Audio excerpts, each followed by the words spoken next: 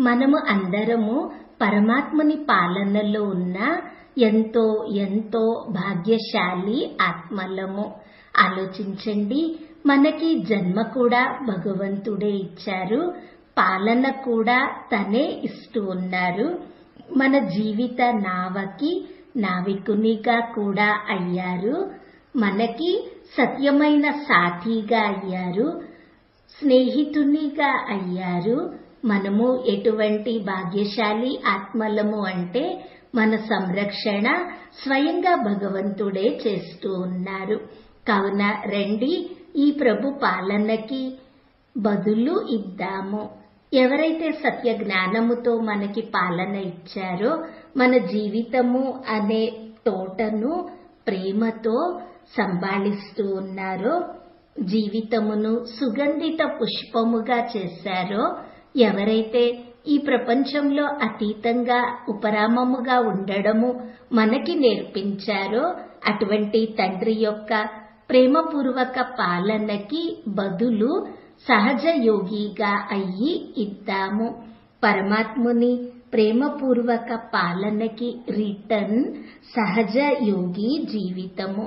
మన జీవితమే యోగి జీవితము. మన జీవితము సహజ యోగి జీవితముగా మారిపోవాలి. ఇదే సంపూర్ణ జ్ఞానము యొక్క స్వరూపము. మరి ఇది తయారయ్యేది ఎవరికి అంటే స్వరాజ్య అధికారిగా అయ్యి ఉండేవారికి. యోగం యొక్క అన్ని విధులను తెలుసుకున్నవారు, కర్మలు చేస్తూ కూడా యోగం యొక్క అభ్యాసము చేసేవారికి ఈ స్థితి సహజమవుతుంది. అభ్యాసం చేస్తూ చేస్తూ స్వాభావికంగా ఈ స్థితి తయారైపోతుంది. గుర్తుపెట్టుకోవాలి, ఎవరైతే సహజ యోగి జీవితము గడుపుతారో వారే విశ్వరాజ్య అధికారిగా అవుతారు. కావున మనము మన జీవితమును సహజముగా చేసుకోవాలి, సరళంగా కూడా చేసుకోవాలి.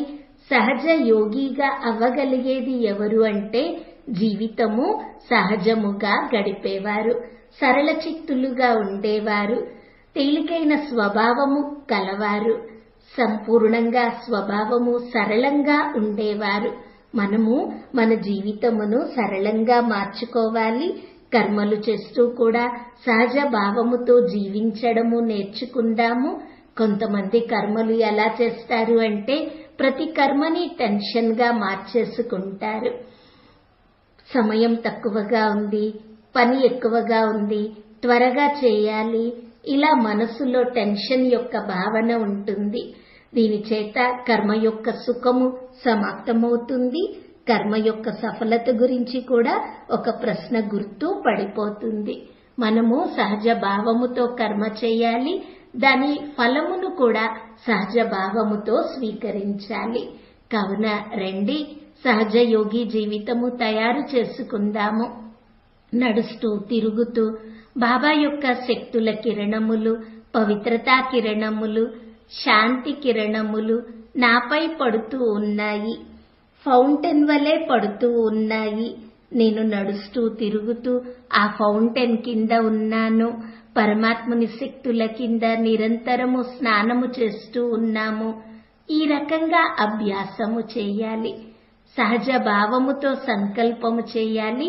సర్వశక్తివంతుడే మాకు సాథీగా ఉన్నారు. తన వేల భుజాల ఛత్ర ఛాయ నా తలపై ఉన్నది. నడుస్తూ తిరుగుతూ కర్మలు చేస్తూ అభ్యాసము పెంచుకోవాలి. నేను ఆత్మను, ఈ దేహములో అవతరించి ఉన్నాను. ఆత్మలంతా శరీరము ద్వారా తమ తమ పాత్ర చేస్తూ ఉన్నారు. ఈ అభ్యాసమే సహజ యోగి జీవితము, స్వాభావిక యోగము. అవసరమైనది కేవలము పదే పదే అభ్యాసము. అభ్యాసము దేనినైనా సరళంగా మార్చేస్తుంది. రాజయోగ అభ్యాసము యోగమును మన జీవిత ఆనందంగా మార్చేస్తుంది. ఈ రోజంతా అభ్యాసము ఇలాగే కొనసాగిద్దాము. బాబా యొక్క శక్తుల ఫౌంటైన్ నాపై కురుస్తూ ఉన్నది. నేను స్వరాజ్య అధికారిని. నేను ఈ దేహములో ప్రవేశించి ఉన్నాను. అందరూ కూడా ఆత్మలే. చాలా స్వాభావికంగా గుర్తు చేసుకోవాలి. బాబా తోడు ఉన్నారు, సర్వశక్తివంతుడే స్వయంగా మా తోడు ఉన్నారు అని. మరి వీటన్నింటినీ ఈ రోజంతా అభ్యాసము చేద్దాము. ఈ 4 రకాలైన అభ్యాసము ప్రతి గంటకి ఒకసారి చక్కగా తప్పకుండా అభ్యాసము చేద్దాము. విషయము కేవలము స్మృతి కలిగి ఉండడమే. ఇలా బాబా ప్రేమకి రిటర్న్ ఇద్దాము. బాబా మనపై ఎంతో దయ చూపించి ఉన్నారు. కావున రండి, ఈ ప్రపంచంలో యోగిగా సంచరిద్దాము. యోగి అనగా నడుస్తూ తిరుగుతూ లైట్ హౌస్. ఓం శాంతి.